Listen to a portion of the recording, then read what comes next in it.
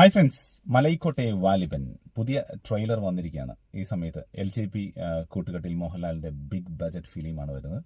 അപ്പോൾ ഈ ട്രെയിലർ കണ്ട സമയത്ത് ചില ആളുകൾക്ക് തോന്നിയ ഈ സിനിമ വേണ്ടത്രൊരു പ്രതീക്ഷ ഇല്ല എന്നുള്ള അഭിപ്രായം വന്നിട്ടുണ്ട്. അതേസമയം ചില ആൾക്കാർ ഇത് ഡീകോഡ് ചെയ്യാൻ ട്രൈ ചെയ്യുന്നുണ്ട്. അപ്പോൾ ഇതിൽ നമുക്ക് മനസ്സിലായിട്ടുള്ള ചില കാര്യങ്ങൾ നിങ്ങളുമായിട്ട് ഡിസ്കസ് ചെയ്യാനാണ് നമ്മൾ ആഗ്രഹിക്കുന്നത്. നിങ്ങളുടെ അഭിപ്രായങ്ങളും തീർച്ചയായിട്ടും താഴെ കമൻറ്റായിട്ട് രേഖപ്പെടുത്തുക. നിങ്ങൾക്ക് എന്ത് തോന്നി കണ്ടിട്ട്? എന്ത് തോന്നുന്നു അജയ്ക്ക് ഈ ട്രെയിലർ കണ്ടിട്ട് എന്ത്? LJPന്റെ ഒരു മൂവി എന്ന് പറയുമ്പോൾ ട്രെയിലർ നമ്മൾ ഒരുപാടൊന്നും എക്സ്പെക്ട് ചെയ്യരുത്. കാരണം ഒരു സ്റ്റോറി ലൈനോ കാര്യങ്ങളൊന്നും കാര്യമായിട്ട് LJPന്റെ മൂവി ട്രെയിലേഴ്സിൽ സാധാരണ ഉണ്ടാവാറില്ല. ഓക്കെ, അഭിനവനോ? ഒരു സിമ്പിൾ ട്രെയിലർ. സിമ്പിൾ മീൻസ് എന്താ പറയാ, കൂടുതൽ മ്യൂസിക്സോ കട്ട്സോ കാര്യങ്ങളുണ്ട്, ആളുകളെ ഭയങ്കരമായിട്ട് കൂടി ഇംപ്രസ് ചെയ്യാൻ പാകത്തിനുള്ള അങ്ങനെയൊന്നും LJP ചെയ്തിട്ടില്ല. ബട്ട് സിമ്പിൾ ആയിട്ട് ആ ഒരു സ്റ്റോറി എന്താന്ന് മനസ്സിലാകാത്ത തരത്തിൽ കുറെ കാര്യങ്ങൾ അതിൽ പറഞ്ഞു പോയിട്ടുണ്ട്. അതാണ്, അതായത് ആളുകൾക്ക് ഈ സംഭവം കണ്ടിട്ട് സ്റ്റോറി മനസ്സിലാകരുതെന്ന് LJP ഉദ്ദേശിക്കുന്നത്. എന്തൊക്കെയോ കാര്യങ്ങൾ അതിൽ ഒളിപ്പിച്ച് വെച്ചിട്ടുണ്ട്. അതേ എനിക്ക് തന്നപ്പോ പലരും ഇത് ട്രെയിലർ നോക്കിയിട്ട് ഒന്നും മനസ്സിലാകുന്നില്ല എന്ന് പറയുന്നുണ്ടെങ്കിലും സത്യത്തിൽ എനിക്ക് തോന്നുന്നു ഈ സിനിമ കണ്ടുകഴിയുമ്പോൾ നമുക്ക് മനസ്സിലാവും, ഇത് കറക്റ്റായിട്ട് ഈ ട്രെയിലറിൽ റിവീൽ ചെയ്യുന്നുണ്ടല്ലോ എന്ന് തോന്നും. അത്രയും ഇന്റലിജന്റ് ആയിട്ടാണ് ഇത് തയ്യാറാക്കിയെന്ന് എനിക്ക് തോന്നുന്നുണ്ട്.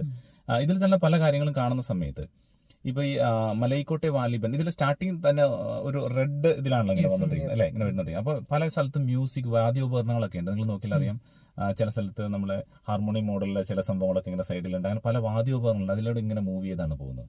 ഭയങ്കര റെഡിഷ് ആയിട്ടുള്ള അങ്ങനെയാണ് ആ ട്രെയിലർ സ്റ്റാർട്ട് ചെയ്യുന്നത്. അതിൽ കാണാവുന്നതാണ്.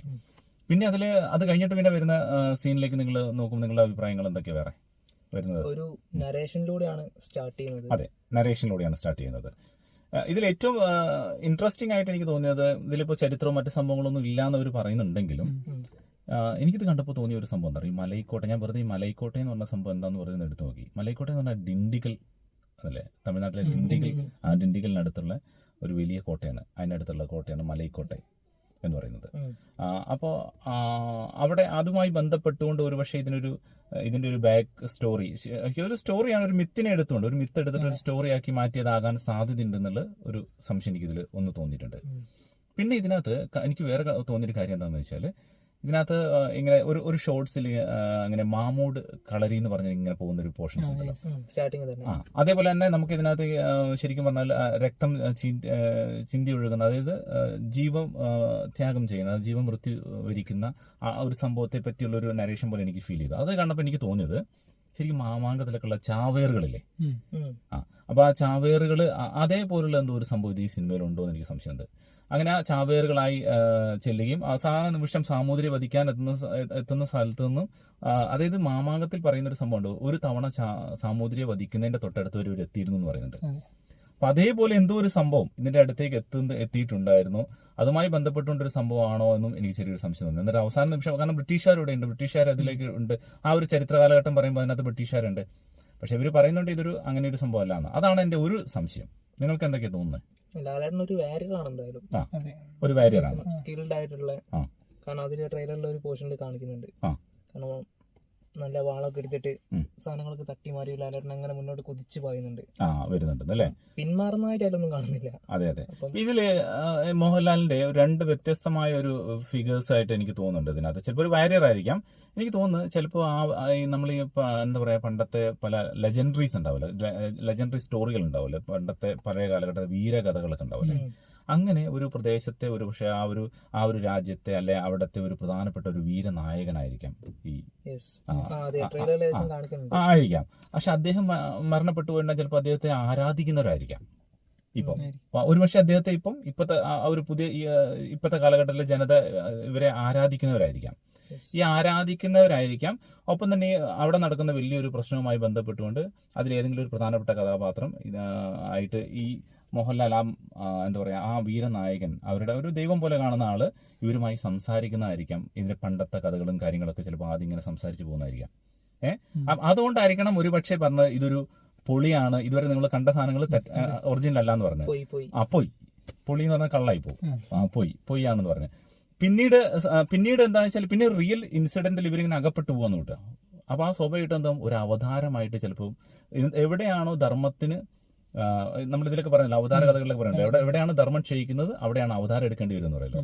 അപ്പൊ അങ്ങനെ ഒരു വലിയ ജനതയെ രക്ഷിക്കാൻ ഇവര് മനസ്സുകൊണ്ട് ആഗ്രഹിക്കുന്ന, അല്ല ഇങ്ങനെ ജീവിച്ചിട്ടുണ്ടായിരുന്നു എന്ന് കരുതപ്പെടുന്ന ആ ദൈവം അവതാരം എടുക്കുന്നതും അവിടെ ഒറിജിനലായി ആ ദൈവം വരുന്നതുമായ സംഭവമായിരിക്കും. ദൈവം എന്ന് ഉദ്ദേശിക്കുന്നത് ഞാൻ അവരെ വീരനായകൻ. അങ്ങനത്തെ ഒരു സ്റ്റോറി ഇതിന് പിന്നിൽ ഉണ്ടാകാൻ സാധ്യതയുണ്ടോ എന്ന് എനിക്ക് ചെറിയൊരു സംശയം. പല പല പല സംഭവങ്ങൾ, കാരണം അതിൽ അങ്ങനത്തെ കുറെ സംഭവങ്ങൾ അതേപോലെയുള്ള കാണുന്നുണ്ടല്ലോ. നമ്മളിങ്ങനെ ചങ്ങലക്കിട്ട സംഭവം പൊട്ടിച്ചു വരുന്നുണ്ടല്ലോ. പിന്നെ അത് ആ കോട്ടയ്ക്കുള്ളിൽ നിന്ന് പുറത്തു വരുന്ന ആത്മാക്കളാണ്.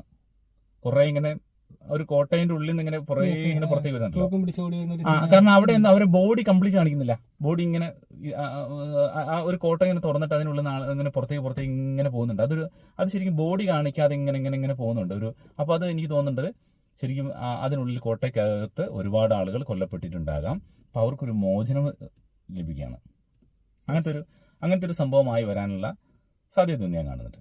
അതെ, ഒരു കൂട്ടക്കൊല കാരണം കുറെ പേര് മരിച്ചു കിടന്നിട്ട് അതിന്റെ സെൻട്രലായിട്ട് റെഡ് ഡ്രസ് ഇട്ട കുറച്ച് ആൾക്കാർ ഇരിക്കുന്നതായിട്ട് പോർഷൻ ട്രെയിലർ കാണിക്കുന്നുണ്ട്. അതൊരു സംഭവം കണ്ടോണ്ടാണ് ഞാൻ ഈ പറഞ്ഞെന്താ അറിയോ, ഇത് ഒരു മാമാങ്കം പോലെ ആവാന്ന് പറയുന്നത്. കാരണം ചാവേറുകളായി ഒരുപാട് ആൾക്കാർ ചെല്ലുമല്ലോ. ഈ ചാവേറുകൾ ഇങ്ങനെ ഇപ്പോഴും വെട്ടി അവര് സ്വാഭാവികമായിട്ട് അവരുടെ ജീവത്യാഗം ചെയ്യാണല്ലോ ചെയ്യുക.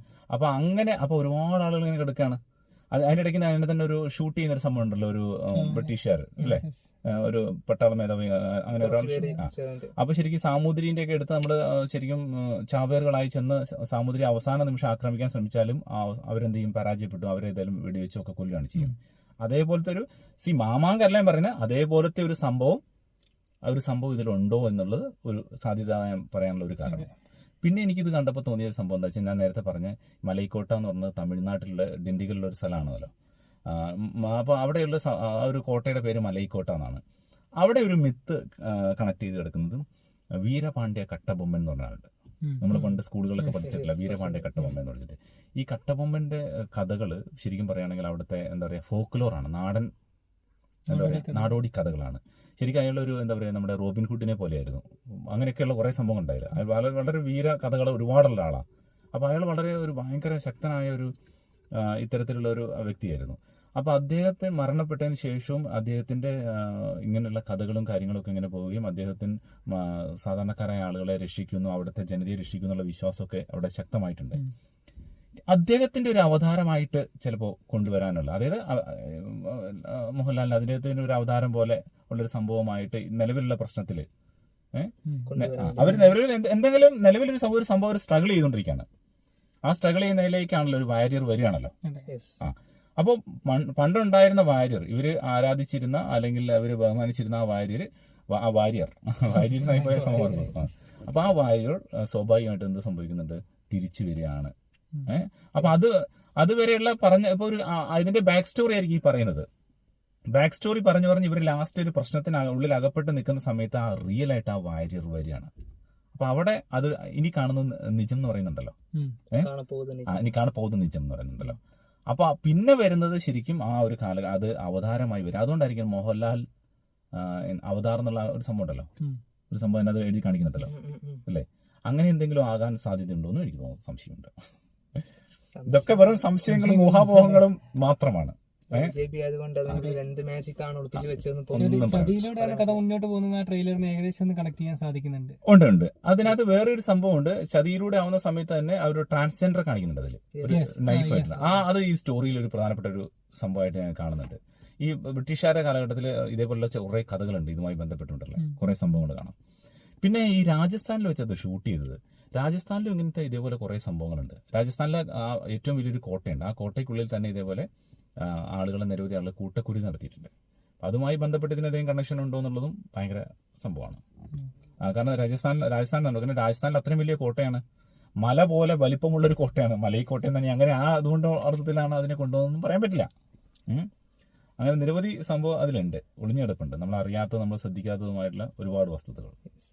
പിന്നെ ഫ്രെയിംസ് ആണ്, ട്രെയിലറിൽ കാണുന്ന ഫ്രെയിം എല്ലാം ഒന്നിനൊന്നും വെച്ചായിട്ടുള്ള ഫ്രെയിമാണ്. ഭയങ്കര വ്യത്യസ്തമായ രീതിയിലാണ് അത് ചെയ്തിട്ടുള്ളത്. സിനിമ ഒരു വിഷ്വൽ എക്സ്പീരിയൻസ് തന്നെ ആയിരിക്കും. സിനിമാറ്റോഗ്രഫി വെച്ച് നോക്കുകയാണെങ്കിൽ കളർഫുൾ ഫ്രെയിംസ് ആണ്.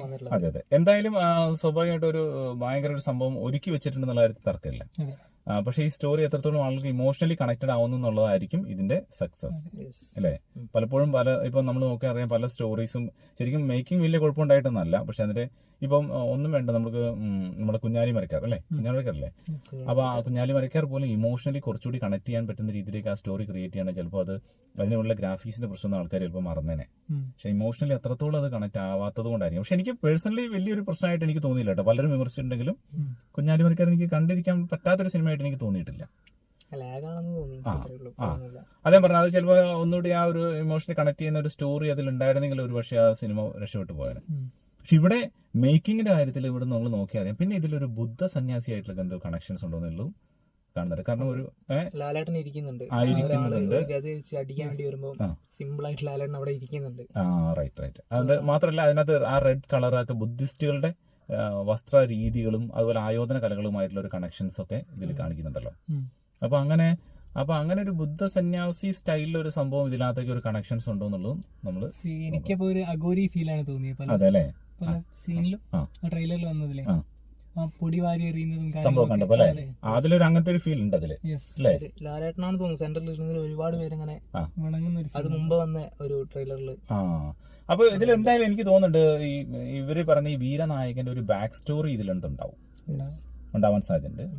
പിന്നെ ബാക്ക് സ്റ്റോറി ചെയ്യുമ്പോൾ റിയൽ സ്റ്റോറിയിലേക്ക് വരുന്ന സമയത്ത് സ്വാഭാവികമായിട്ടും ഒരു പക്ഷേ അവിടെ ഒരു അവതാരം എടുത്തതാകാനുള്ള സാധ്യത ഉണ്ടായേക്കാം. അത് റിയൽ ആയിട്ട് വരികയാണ്. അവരിതുവരെ അവർ കേട്ടുകൊണ്ടിരുന്ന കഥയിലെ നായകൻ റിയൽ ആയിട്ട് അവിടെ വരികയാണ്. ഒരുപക്ഷെ അയാൾ പല രാജ്യങ്ങളിലെ സ്ഥലങ്ങളിലൂടെ ഇങ്ങനെ ദേശാടനം നടത്തുന്ന ആളാകാം. അയാൾ എന്നിട്ട് ആ സമയത്ത് അയാൾ അങ്ങോട്ട് കടന്നു വരുന്നതാകാം. ഇനി അതല്ലെങ്കിൽ ഒരു പക്ഷേ മരണപ്പെട്ടു പോയ ആളാണെങ്കിൽ അയാളൊരു അവതാരം പോലെ വരുന്നത്. അതുകൊണ്ടാണല്ലോ ഒരു കഥയാണെന്ന് പറയുന്നുണ്ടല്ലോ. ഇതിനൊരിക്കലും ഒരു റിയൽ സ്റ്റോറി ആയിട്ടുള്ള ഒരു കണക്ഷൻ ഇല്ലാന്നൊരു എടുത്തെടുത്ത് പറയുന്നുണ്ടല്ലോ. ഇതൊരു കഥയായി തന്നെ കാണണം എന്നുള്ള രീതി, ഒരു ചിത്രകഥ പോലെ കാണണം എന്നുള്ള രീതിയിൽ ഒരു അഭിപ്രായം പറയുന്നുണ്ട്. അപ്പൊ എനിക്ക് തോന്നുന്നു അങ്ങനത്തെ എന്തെങ്കിലും ഒരു സംഭവം കൂടി അതിലുണ്ടായേക്കാം അല്ലേ. പിന്നെ ഇതിന്റെ ബാക്ക്ഗ്രൗണ്ട് മ്യൂസിക് ഒക്കെ കേൾക്കുമ്പോൾ എന്ത് തോന്നുന്നു? നമുക്ക് കേൾക്കാൻ പോകുന്നേ ഉള്ളൂ. മ്യൂസിക് അതിൽ ഇപ്പൊ ലേറ്റസ്റ്റ് ട്രെയിലർ പ്രത്യേകിച്ച് കാര്യമായിട്ട് ഒന്നും കൊടുത്തില്ലല്ലോ, ജസ്റ്റ് സംഭവം മാത്രമേ. പക്ഷെ അതിന് ആ ഒരു തീം മ്യൂസിക് പോലെ ഒരു സാധനം വന്നത് അല്ലേ, അതെനിക്ക് തോന്നുന്നു ഉടനീളം ചിലപ്പോൾ അതിൽ ഇടയ്ക്കിടയ്ക്ക് വരാൻ സാധ്യതയുള്ള ഒരു തീം മ്യൂസിക് പോലെ തോന്നുന്നു. ഉണ്ടെങ്കിൽ നല്ലതായിരിക്കും അല്ലേ. അവിടെ നല്ല രസമുള്ള ഒരു മ്യൂസിക്, ഒട്ടും ബോറിംഗ് അല്ല അത്. പിന്നെ ഒരു ഡ്രസ്സിംഗ് കോസ്റ്റ്യൂംസ് ഒക്കെ ഉണ്ടല്ലോ, ഒന്നൊരു പെർഫെക്ഷൻ ഉണ്ട് ഇതിനകത്ത്. ബ്രിട്ടീഷുകാർ അങ്ങനത്തെ ആ ഒരു കാലഘട്ടത്തിലെ കുറെ ആളുകൾ പല രീതിയിൽ ഇങ്ങനെ കാണുന്നുണ്ട്. കുറെ ഒരു ബ്രിട്ടീഷുകാർ ഇങ്ങനെ വളഞ്ഞിട്ട് അതിനുള്ളിൽ രണ്ട് വീരനായകന്മാർ നിൽക്കുന്നു. അതിലൊരാള് എനിക്ക് തോന്നുന്നു ഒരു പക്ഷേ ഇവർ തമ്മിൽ രണ്ടാള് തമ്മിൽ ചിലപ്പോൾ ഫൈറ്റ് ചെയ്തിട്ട് അതിൽ ഒരാൾ വിജയിച്ച് അയാൾ ശരിക്കും വെല്ലുവിളിക്കുകയാണ് ഇത് ഈ ബ്രിട്ടീഷ് സേനാധിപതി. അപ്പോഴാണ് അവരെ വെടിവെച്ച് ഇടുന്നത് സംഭവം കാണുന്നുണ്ട്. അതൊരു ലേഡിയാണ് വെടിവെക്കുന്നത്. അതല്ലേ. അപ്പോൾ അതൊക്കെ ഒരു എന്തായാലും ഇതിനകത്ത് ഒരുപാട് സംഭവങ്ങൾ കരുതി വെച്ചിട്ടുണ്ട്, ഒളിപ്പിച്ച് വെച്ചിട്ടുണ്ട്.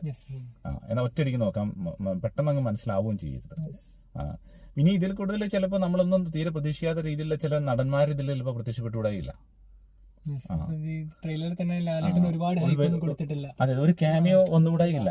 എന്തോ തീർച്ചയായിട്ടും ചിലപ്പോൾ നമ്മൾ വിചാരിച്ച സ്റ്റോറി ആയില്ല. എനിക്കൊന്ന് മോഹൻലാൽ ഇതിനകത്തൊരു big full time all in all ആകണമെന്നില്ല, വേറൊരു സ്റ്റോറിയിലേക്ക് കടന്നു വരുന്ന ഒരാളായിരിക്കും. മെയിൻ പ്ലോട്ടിൽ അങ്ങനെ ഉണ്ടാവും, പക്ഷെ വേറെ സ്റ്റോറിയിലേക്ക് കടന്നു വരുന്ന ഒരാളാകാനും സാധ്യതയുണ്ട്. നേരിച്ച് അങ്ങനെയും ചെയ്യാലോ. അപ്പോൾ എന്തുമാകാം. എന്താ അഭിനയനായാലും ഒരു വ്യത്യസ്തമായ അഭിപ്രായം മീൻസ് ഇപ്പം എന്തൊക്കെ തന്നെ പറഞ്ഞു കഴിഞ്ഞാലും ഒറ്റ ഒന്നേ ഉള്ളൂ, LJP ആണ് ഡയറക്ടർ. അതെ, അപ്പം എന്തെങ്കിലും നിരാശപ്പെടുത്താൻ വഴിയില്ല എന്തായാലും. അതെ, LJPക്ക് മാത്രമല്ല നിരാശപ്പെടുത്താൻ വഴിയില്ല എന്ന് പറയാം. LJP ഒരു വ്യത്യസ്തമായ ഒരു അനുഭവം എന്തായാലും LJPയുടെ ഞാൻ പ്രതീക്ഷിക്കുന്നുണ്ട്. ഉണ്ട്. മാത്രമല്ല ഇതിൽ എനിക്ക് തോന്നുന്നുണ്ട് LJP ഇതിന്റെ ജോൺറ അതിന്റെ ഒരു അതൊന്ന് മാറ്റി പിടിച്ചിട്ട് കുറച്ചുകൂടി എനിക്ക് തോന്നുന്നു കുറച്ചുകൂടി മാസം കൂടി ഇതിനകത്തേക്ക് ഉൾപ്പെടുത്താനുള്ള സാധ്യത കൂടുതൽ. കാരണം LJP അങ്ങനെയും കൂടി ഒരു ആവശ്യമുണ്ട്. LJP അങ്ങനെ ആ രീതിയിൽ ഇതുവരെ ഒന്നും മാർക്ക് ചെയ്യപ്പെട്ടിട്ടില്ല. അല്ല, മുമ്പ് തന്നെ ഒരു ചില ഷോർട്സ് കട്ടുകളിൽ കണ്ടിട്ടുണ്ടായിരുന്നു. ഇതൊരു മാസ് ആക്ഷൻ എന്ന് പറയുമ്പോ തന്നെ അവിടെ ബ്ലോക്ക് ചെയ്ത് പിന്നെ പെട്ടെന്ന് വിഷയം മാറ്റി പോകുന്ന ഒരു ഇത് കണ്ടിട്ടുണ്ടായിരുന്നു. അതെ, അതായത് ഇതിന്റെ ക്രൂ മെമ്പർ ഒരാൾ പറയുമ്പോൾ LJP ജസ്റ്റ് ഇങ്ങനെ തട്ടിയിട്ട് മാറ്റുന്ന ഒരു ചെറിയ വിഷയം കണ്ടിട്ടുണ്ടായിരുന്നു. അതിങ്ങനെ റിപ്പീറ്റ് ചെയ്ത് വന്നിട്ടുണ്ടായിരുന്നു. LJPന്റെ മൂവീസ് എന്ന് പറയുമ്പോൾ എല്ലാ ഓഡിയൻസിനും അത് ഒരേപോലെ ഉൾക്കൊള്ളാനാവണമെന്നില്ല. ഇല്ല, ശരിയാ. പിന്നെ അതിൽ വേറൊരു സംഭവം ഉണ്ട് കേട്ടോ. ഈ ഫസ്റ്റ് തന്നെ ഞാൻ ഇതുമായിട്ട് ബന്ധപ്പെട്ട് കേട്ടൊരു കഥ, ആ കഥയ്ക്കും ഭയങ്കര സംഭവം. അത് ആ കഥ എന്താ പറയുക വെച്ചാൽ ഗ്രേറ്റ് ഗാമ എന്ന് പറഞ്ഞ ഒരാളുണ്ടായിരുന്നു. അയാൾ ഭയങ്കര ഒരു ഫയൽവാനാണ്. വിദേശ രാജ്യങ്ങൾ അമേരിക്കയിലൊക്കെ പോയിട്ട് ഇതേപോലെ റെസ്ലിംഗിലൊക്കെ വിജയിച്ച ഒരാളാണ്. അപ്പോൾ അയാളെന്ന് പറഞ്ഞാൽ അയാൾ ഭയങ്കര ശരീരപ്രകൃതിയുള്ളതും അത്രയും എന്താ പറയുക 1000 കിലോയുള്ള വെയിറ്റ് ഒക്കെ പൊക്കിയിരുന്നു എന്നൊക്കെ പറയുന്നത് അത് റിയൽ മനുഷ്യനാണ്. അയാളുടെ ഫോട്ടോസ് ഒക്കെ ഉണ്ട്, നമ്മൾ ഗൂഗിളിലൊക്കെ നോക്കിയാൽ കാണാം. അയാൾ ലാസ്റ്റ് അയാൾ പാകിസ്ഥാനിലെ പെഷവാറിലായിരുന്നു സ്വാതന്ത്ര്യാനന്തരം, അവിടെയായിരുന്നു അയാളുണ്ടായിരുന്നത്. അപ്പോൾ അയാൾ ഒരു വിദേശ രാജ്യങ്ങളിലൊക്കെ ലോകം മുഴുവൻ പ്രശസ്തനായിട്ടുള്ള വളരെ പ്രധാനപ്പെട്ട ഒരാളാണ്. അപ്പോൾ ഗ്രേറ്റ് ഗാമ. അപ്പോൾ ആ ഗ്രേറ്റ് ഗാമയുടെ കഥയാണെന്നുള്ള ഒരു സംശയം ചില ആൾക്കാർ പ്രകടിപ്പിച്ചിരുന്നു. കാരണം അതിനകത്ത് ഗത പോലെ ഒരു സാധനം ഈ ഗുസ്തിയുടെ കാര്യം പറഞ്ഞപ്പോഴാണ് ഗുസ്തിയായിട്ട് റിലേറ്റ് ചെയ്യാൻ പറ്റുന്ന കാര്യമാണ് ഞാൻ പറഞ്ഞില്ല. മറ്റേ ലാലേട്ടനെ ഗത വെച്ചടിക്കുന്നത് അതൊരു ഗുസ്തിയുടെ മറ്റേ നമ്മൾ മറ്റേ ഇങ്ങനെ കറക്കി എക്സസൈസ് ചെയ്യുന്ന ഒരു സംഭവമാണ് ആളത് പിടിക്കുന്നത്. അപ്പൊ ഒരു പക്ഷേ ഈ ആ ഗ്രേറ്റ് ഗാമയാണോ ഇതിനകത്ത് കൊണ്ടുവന്നതെന്ന് പറയാൻ പറ്റില്ല. ഗ്രേറ്റ് ഗാമ ഭയങ്കര സംഭവമായിരുന്നു. അത് ഭയങ്കര സംഭവം എന്ന് വെച്ചാൽ നമ്മൾ പ്രതീക്ഷിക്കാൻ പറ്റാത്ത അത്രയും വലിയ ആളുകളായിരുന്നു, ഒരാളായിരുന്നു. അപ്പോൾ വിദേശ രാജ്യങ്ങളിൽ ഒരുവിധം എല്ലാം ആ കാലത്തുള്ള ഇന്റർനാഷണൽ പല ചാമ്പ്യൻസിനെ അയാൾ പരാജയപ്പെടുത്തിയ ആളാണ്. അപ്പൊ അത് അവിടെ രാജസ്ഥാനുമായിട്ടൊരു കണക്ഷനും അയാൾക്കുണ്ട്. മാത്രമല്ല ഈ ജോധ്പൂരുമായിട്ട് ഇന്റർവ്യൂല് ഒരു അതിൽ അഭിനയിച്ച ഒരു ആക്ട്രസ് പറയുന്നുണ്ട് ഗുസ്തി ആയിട്ടുണ്ട്, ലാലേട്ടൻ ഗുസ്തി ചെയ്ത് ഭയങ്കര പൊടിയൊക്കെ ആയിട്ട് മേലെ നിൽക്കുന്നു, ലാലേട്ടന് കോൾഡ് വന്നു, അങ്ങനെയുള്ള കുറച്ച് കാര്യങ്ങൾ പറഞ്ഞു. അപ്പൊ ഗുസ്തി ആയിട്ട് റിലേറ്റഡ് ആണത്. അങ്ങനെ ഇതും ഒരു സാധ്യതയുള്ള ഒരു സംഭവമാണ് കേട്ടോ ഗ്രേറ്റ് ഗാമേന്റെ കഥ. കാരണം ഗ്രേറ്റ് ഗാമേന്റെ കഥ ഇതുവരെ അവരും കൊണ്ടുവന്നിട്ടില്ല. കാരണം അയാളൊരു എണ്ണം പറഞ്ഞ വ്യക്തിയാണ് ഇന്ത്യയിൽ തന്നെ. ചരിത്രത്തിലേക്ക് എടുത്ത് നോക്കണം, അയാളുടെ ജീവിതം അത് ഭയങ്കര സംഭവമാണ്, ഭയങ്കര ഇൻസ്പയറിംഗ് ആണ്, ഭയങ്കര ഇതായിട്ടുള്ളൊരു സംഭവമാണ്. അപ്പോൾ അതും ആകാനുള്ളൊരു സാധ്യത നമുക്ക് കാണാവുന്നതാണ്. എന്തായാലും ഇതൊക്കെ ഇത്തരത്തിലുള്ള നിരവധി സാധ്യതകൾ, പോസിബിലിറ്റീസ് ആണ് നമ്മൾ ഡിസ്കസ് ചെയ്യുന്നത് അല്ലേ. അപ്പോൾ നിങ്ങളുടെ സുഹൃത്തുക്കളുടെ അഭിപ്രായങ്ങൾ കൂടി തീർച്ചയായിട്ടും താഴെ കമന്റ് ചെയ്യുന്നത് കരുതുന്നു. ഓക്കെ, മറ്റെന്തെങ്കിലും പറയാനുണ്ടോ? ഓക്കെ, തീർച്ചയായിട്ടും നമുക്ക് കുറഞ്ഞ ദിവസം കൊണ്ട് നമുക്ക് കാണാം. അതെ, ഇനി കാണാൻ പോകുന്നത് നിജം. Okay, all the very best. It's me Surya Dhaneesh. Ajay. Abi. Okay, have a great day. Bye for now. Thank you.